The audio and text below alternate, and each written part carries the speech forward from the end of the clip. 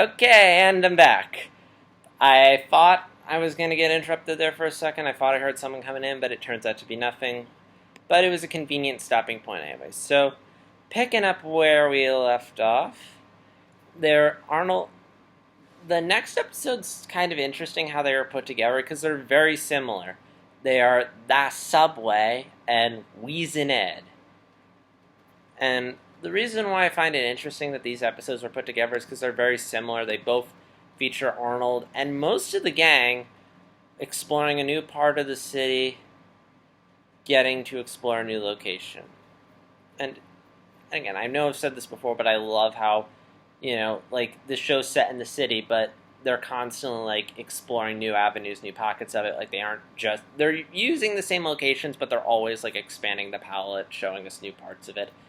And I'm glad of that. I mean, I know that it probably takes a lot on the animators to build all these new locations, but they keep doing it, and it's always impressive. It reminds me of The Simpsons, where how we're always seeing new parts of Springfield. We're always introducing new reoccurring characters and places, and it makes the world feel more fleshed out. So, in the first episode, that Subway, Arnold and the gang are come out of seeing a movie, and it's dark out, and buses aren't running. They don't have enough money for the cab, so their only option is to take the subway, which they've never taken before. And they get on the subway, and subway breaks down. They start panicking. Mass hysteria ensues. Cats and dogs living together, mass hysteria.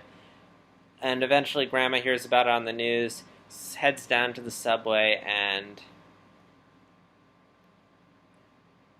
she heads down into the subway and starts up the car, and all is well. And this episode I enjoyed, mainly for the atmosphere. I commute into the city for work, and part of my commute involves getting on the subway, so I could personally relate to this episode a lot because subways suck, honestly, and you never want to ride them at night. It's always dangerous, but in general they suck. They're crowded, they're hot, and can get delayed. There's no air conditioning down there, and there have been times where I'm waiting on the subway platform for a subway, and especially when you're starting out, if you really don't do your homework or know where you're going, you could get lost very easily. But, you can never get too lost in a subway, but, if you're not a city person, I can totally understand if you just walk in there and you're just confused like the kids are. But, if you just know your avenues and maps or in streets, it's not that bad. When I was little and went to the city, I always thought, oh my gosh, how do my parents know where to go? This is so confusing. But now that I'm older and do this all the time, I can relate. Anyway, back to the episode. So, again, I could really relate to this episode. They did a really good job of recreating the subway just right. The designs of the tunnels, the scene transitions, showing people riding on the car, all this stuff just really helped make this feel real and relatable to the point where someone like me who's been in the subway a lot can say, yes, that's pretty much how the subway works. And again, and then there's all these little details, like there's a small detail when Arnold calls his grandma on the payphone, and while he's calling her, his voice is echoing in the tunnel. And again, most people probably wouldn't think of that, but these people thought of it. There's even live action films that don't pay attention to things like volume echoes and stuff like that. I love how I enjoy how, in very cliche format, the characters slowly break down. Turns out one of them is hoarding snacks. Again, there's that gradual breakdown of stuff. Again, I don't really have a lot to say because, again, I've seen a bunch of episodes where characters are stranded and go insane. So I'm just going to mainly talk about the little things I like. Specifically, I like how Gerald and Phoebe are now. They seem to be a couple. They are kind of talking to each other, acting. I like the various quirky characters in the subway, such as the woman trying to keep herself together over psychologist. The grandma going all renegade, the adorable puppies, and the part where the subway screeches to a halt and the gang, they all slam their go flying into the wall, hitting their heads on the subway. Arnold not only hits his head on the wall, but he hits on the floor, and somehow none of them suffer concussions. Cartoon logic. And, oh yeah, did I mention the puppy birth? Yeah, I did. And also somehow Harold swinging around on the poles like a monkey. That was good. The next episode was Wheezin Ed. Again, it was pretty similar to the Haunted Train episodes. The children learn about a myth, which in this case is this little island out on the river that supposedly has this crazy serial killer along the lines of Freddy or Jason, named Wheezin Ed, myth that's guarding this treasure. And the kids, of course, being daredevils, decide to go check it out. And they get there, they believe they find treasure, and turns out it's just a bunch of robbers hiding their counterfeit money there, and kids run away, robbers chase after them, and they get caught, because it turns out that the guy who ferried them over to the island realized that the penny he found while he was on that island was counterfeit, which he discovered when he tried to cash it. So, oh yeah, I probably should have mentioned that bit about the boat guy, but again, this was another interesting episode. I like how this show, I like how there's ghost stories and supposed legends here. It kind of, again, it's like one of those little things that just makes the world feel real, because every place you go, there's some sort of legend, some sort of supernatural thing, because we like that stuff. Like, even at my college, when I went to college, there were ghost stories about the campus, or when I was at sleepaway camp, there were ghost stories about the camp. So I like that. And I love how when we talk about Wheezin Ed, we go into this wonderful, unique style of animation to help showcase the legend. And I also love how we have the whole gang, well, most of the gang here. And part of that's, I think, why I prefer this to the Haunted Train episode, because we do get, again, we get the whole gang. And why didn't the whole gang go check out the Haunted Train again? I thought Helga was a tad annoying here. There's a bit where she's confessing her love. She's using the opportunity to get alone with Arnold and confess her love to him. And again, it's not bad, it's just repetitive. Just how many times can we watch Helga almost confess her love to Arnold, but cover it up by being really mean and negative to him? Again, I'm not super annoyed with this. I mean, this is a show in the 90s, back when you'd recycle character arcs, but, coming off of now, kid shows like Adventure Time, Gravity Falls, or Star vs. the Force of Evil, where these sorts of conflicts will eventually get developed. They don't last the whole show, they'll last the first season or two, and then eventually the characters will work through it and move on. And there is this part of me that's somewhat annoyed knowing that, okay, throughout the run of the series, Helga may have her close calls, but, she's never going to confess her feelings to Arnold or anything. At least, I think she does in the Arnold movie. I remember seeing a bit of her confessing to him in the trailer, but again, I could be remembering out of context. I'll get to that when I get to it. This episode also kind of reminded me of the Cave of Two Lovers from Avatar: The Last Airbender, where we have two cartoon characters in a cave, and one is almost confesses their love to another, running through tunnels, getting lost. Love is brightest in the dark. Also, Harold with the jelly beans. Of course he did that. I mean, the instant they leave a trail of jelly beans, I'm like, okay, what's going to happen? How is the trail going to happen? But I enjoyed it. Okay, next episode, Tutoring Torvald. In this episode, we get to see Arnold's class for the first time, and specifically we see this bully character who's basically this sort of teenager, young adult, early 20s guy. I don't know what age he is, but he's basically been held back for a while, and the teacher's fed up. It's like, all right, you've been held back for years, you need to pass, you need to move on, so I'm going to assign you a tutor. And of course, she assigns him Arnold. And the rest of the episode is Arnold trying to work with Torvald, getting him to focus and eventually realizing that when he's focusing on bullying and harassing people and shaking down people for money, he's actually using math. So Arnold just tells him, just contextualize it in that, and it helps you focus. And Arnold helps him, and he passes. So again, not much of an episode. Pretty cute. I like how they don't make the bully character a straight up bully. He's a bad guy, but he's not necessarily a bad guy. He's just very insecure about himself. I like how Arnold gets him to learn. There's a lot of suspense in this episode, whether it be Arnold sitting in the classroom waiting for Torvald, or sitting there waiting to find out how he's going to do on this test. Like, even though I knew he was going to pass, there was still a part of me that's like, is he going to pass? And again, there were some good lessons in here, like how everyone learns differently. A C+ isn't a bad grade. I mean, yeah, it's not a B, but I mean, just passing is an accomplishment, and should always be happy for that. I do say there was a bit of a missed opportunity in this episode because, we're dealing with math, and I would have liked it if, Arnold had actually taught him some math. Like, it would have been a fun, engaging way to sort of, like, get all the little kiddies here to learn some math while they're being entertained. Because, there were cartoons I watched growing up where they had educational moments, and I remember it because it was an entertaining episode. Specifically, there was this one show I watched growing up called Time Squad, where it's about this squad where history keeps falling apart, like them diverging from what actually happened. So this squad has to go back in time and make sure, like, the Declaration of Independence gets signed. Eli Whitney invents the cotton gin. Louis Pasteur pasteurizes milk, and they were fun, enjoyable episodes.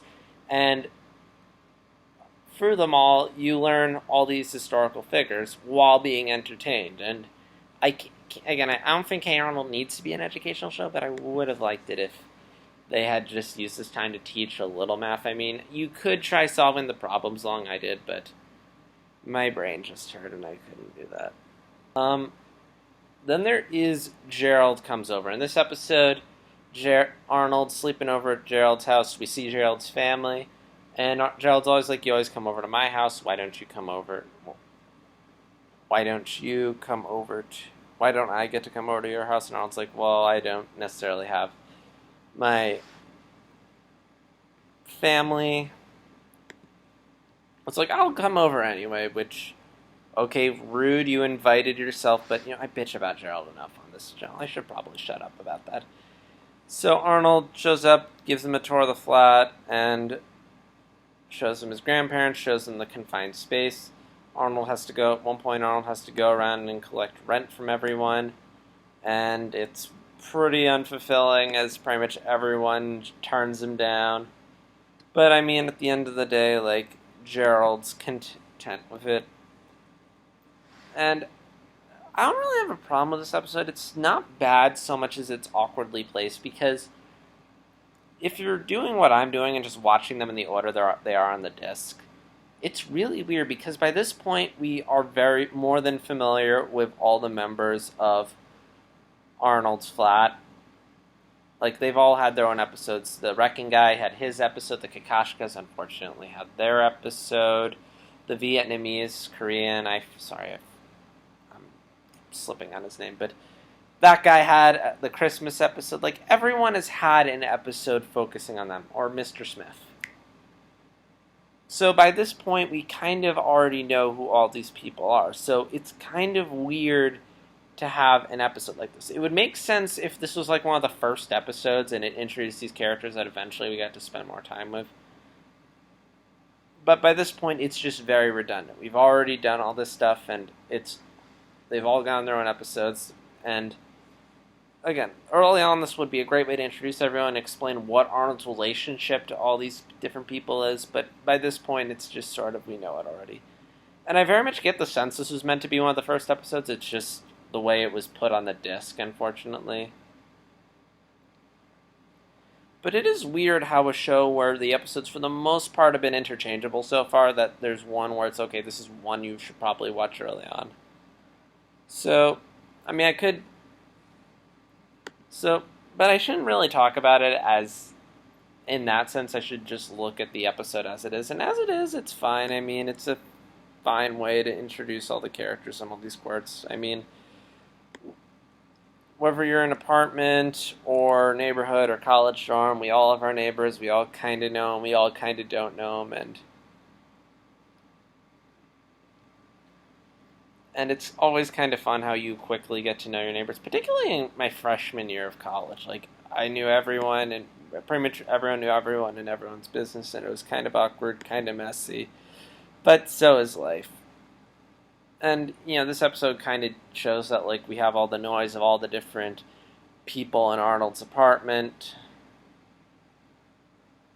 And Arnold does it, and the episode introduces everyone in a very par for the course Arnold way. Just letting the characters breathe, learning to...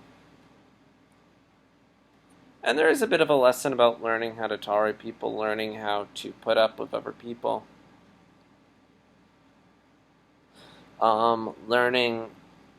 Dealing with being blown off for doing your job. I mean, this one time when I was earlier, I did this one internship where I had to make rounds, and I just realized my sleeve is sticking up. Anyway, point is that I had to make rounds, or not just that, but also sometimes I had to make, when I was in this one youth group, and I had to do phone calls at one point because I was on the board for it, and a lot of rejections, so it's ugly.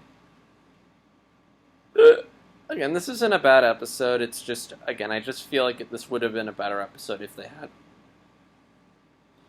placed it earlier in the season. Again, it's not bad, it's just very awkwardly placed, and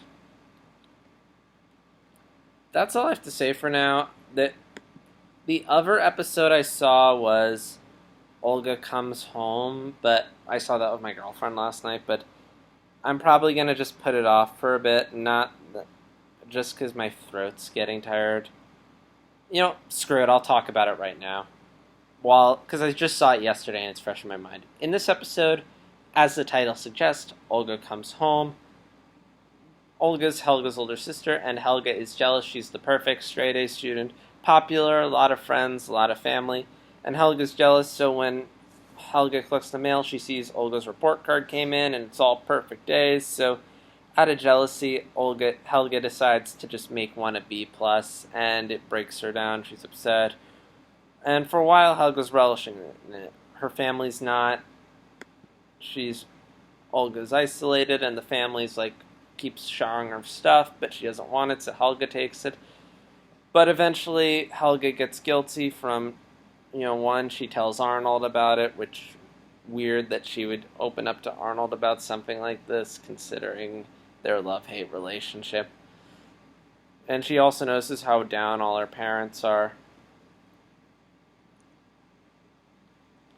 And then eventually, through a very surreal homage to Latin artist whose name I forget, reference, she gets guilty, confesses, tells her sister what she did. And her sister's like, you know what, I'm feeling better, but I won't tell Mom and Dad about what you did. I'll just say I'm over it, they don't need to know, and we'll hang out. And I thought it was a great Helga-centric episode, as it gave us a lot more insight into who Helga is.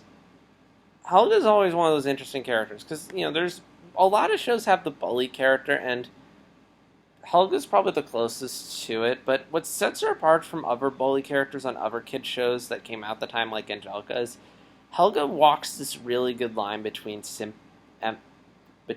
resenting and empathizing, where she does all this horrible, cool stuff, but unlike someone like Angelica who just does it because she is sadistic and gets pure pleasure out of it. Okay, occasionally Angelica had her sympathetic episodes. For the most part, she just did stuff because she loved seeing the babies miserable and loved causing chaos. But Helga, there's usually a bit more of a deeper reason why, besides attention. I think this episode did a really good job of sort of showing, having her do something horrible, but at a point where you understand where she's coming from and why she feels the need to do what she does. and again, as much as you hate Helga for changing her grades, you do understand it. I mean, whether sibling or friend, we all of those people that we kind of just despise them because of how successful they seem to us. They're top of their class, have life of the party, have all their friends, have a special someone, have involved in everything. They seem to be basically living the dream, and while you aren't.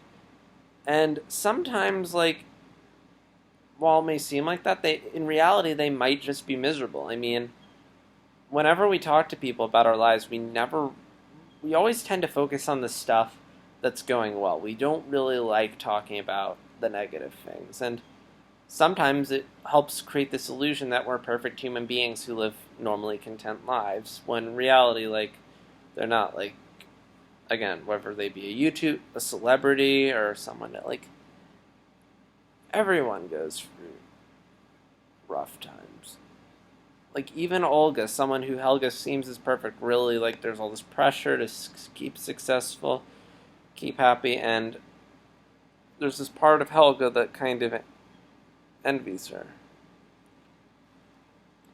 And I can relate. I mean, even with my own sibling, like my brother, there's times where I don't envy my brother, but there are times where there's areas that he excels in that I'm like, oh my gosh, I wish I could excel in that like him. But sometimes I think we're so focused on that we kind of forget the other things, the things that we have that are good. So, like in Helga's case, it's the fact that she's the younger sibling and she isn't constantly hounded by attention. Or, like, sometimes, like, I focus on so much on when I was in high school and college, like, I would look at what everyone else had, and I'm like, I should look at what I'm involved in, or the family I have, or the food, or the opportunities and experiences I have. And, yeah. Man, my throat's getting dry. Why did I just... Can't stop now. So yeah, I can relate, and again, I think everyone can relate. And I love the little love-hate relationship Helga has with her siblings. It's one of those relatable things that we don't get to see a lot. And seeing more of Helga's family is also great. It helps show us how, it helps us understand more about where Helga's behavior comes from, seeing her parents. Like, so many kid shows, like, Gravity Falls does this too, where once you see the parents, like, a lot of it clicks, like, oh, that's why they are what they are. Like, specifically Pacifica and Gravity Falls. Like, there's one episode where you meet her parents, and you're like, oh my gosh, now I understand why she is the way she is. But I need to shut up about Gravity Falls. So, again, I like Helga's arc was done well. I mean, it was a little predictable, but it was charming. She goes through it, she's happy, then eventually karma kicks in the form of a really good nightmare where Arnold just says having wings is kind of eh. And, I like how we had an episode that didn't focus on Arnold, where Arnold was in it for a couple minutes. Because, again, it's nice that, because, while the show is about Arnold, it is sort of this ensemble show. It's a show where there's a bunch of characters. And I like how, especially in the first season, the creators are at a point where, like, we can do an episode that doesn't focus on Arnold, where Arnold's in it for, like, less than for a minute or two, and have it be compelling and engaging. So, that's all I have to say. Leave your thoughts in the comments below. So, I normally give questions, so let me give some questions. So, bench warmer. Were you the student athlete, or were you not so good in gym? Let me know. The cool jerk. I got nothing. Have you ever ridden the subway? Any ghost stories in your town? And for Gerald comes over, you have the same neighbor situation that Arnold does, and I completely lost my train of thought. So that's all I have to say about this. I'll be back next time, finishing up Season 1 with Spell and Bee, Pigeon Man, Sally's Comet, Abner Comes Home, The Sewer King, False Alarm, World Records, Magic Show, 24 Hours to Live, and then Arnold's Valentine will be its own separate video because that's a 20-minute one, and that needs 20 minutes. So leave your thoughts in the comments below, And as always, like, comment, subscribe. See you next time.